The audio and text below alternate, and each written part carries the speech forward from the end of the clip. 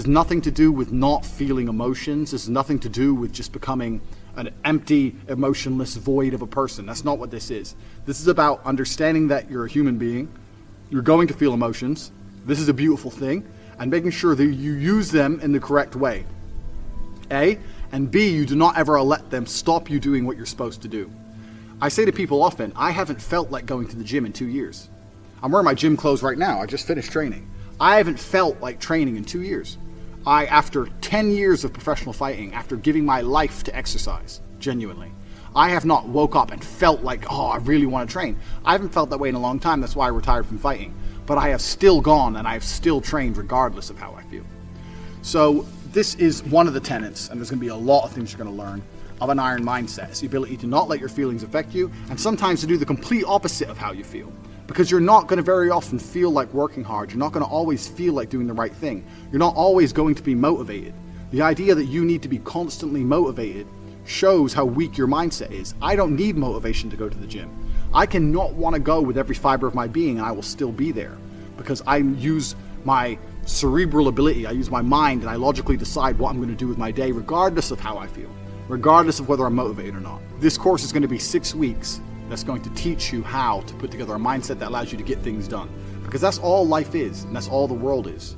Life is just getting things done, doing the right things, doing the important things, making sure they're done efficiently and thoroughly so that you live the best possible life. It's as simple as that. It's not particularly complicated. First week, we're going to learn something which is extremely basic, but it's extremely important.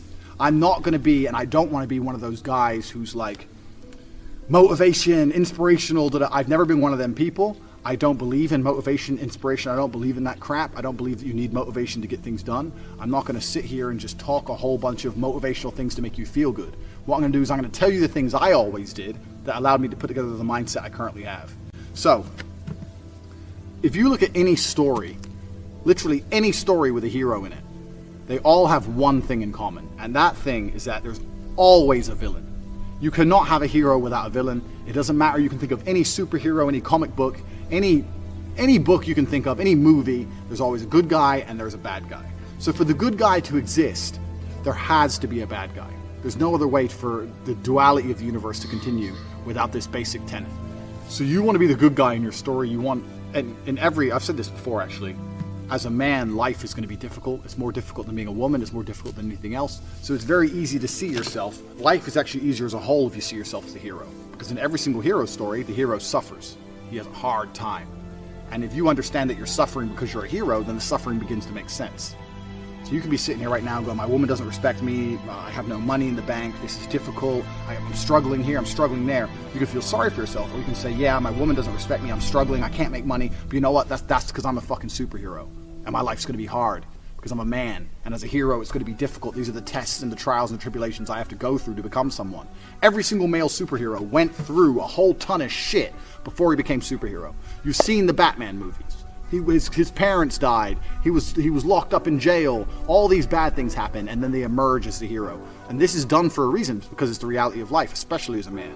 So right now, you have to understand that you're the hero in this movie, and if you're struggling for a very important reason.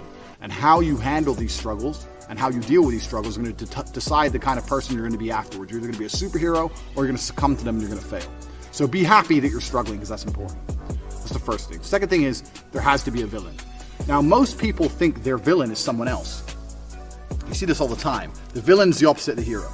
So if you're sitting at home and you haven't got much money and you're broke and you're pissed off and you're depressed, and you look at me and I have 4 supercars and all these girls, I'm traveling the world, I go everywhere I want, you may think I'm your villain. People look at other people and think, oh, that guy has this guy has this, and they become envious and they think that's the villain.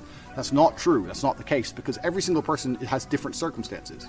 There are things you have that I don't have, and there's things I have that you don't have. So I may have had a genetic gift over you, for example, because I'm a fantastic kickboxer. But you may have been born more wealthy than me. I was born in a very, very poor family. So I had advantages and disadvantages. You had advantages and disadvantages. So comparing yourself to other people is asinine, and it's a name because it's not a level, fair playing ground. There are some people who are born to millionaire parents who are gorgeous, model, good looking, and have 6-packs without trying. Some people are lucky like that. That's just how it is. So comparing yourself to these people is not going to help you. Your villain is nobody else. Your villain is someone you're going to create. And you're going to create your villain because he's going to motivate you to be the most powerful hero you can possibly be. So you're going to create your villain. And this is the task for the first week. This is a 6-week training course, and over each week you have a very important task. And the task for this week is to create your villain. To make sure that there was no disadvantages involved, your villain's going to be a clone of you. But what your villain's going to have is he's going to have some things you don't have.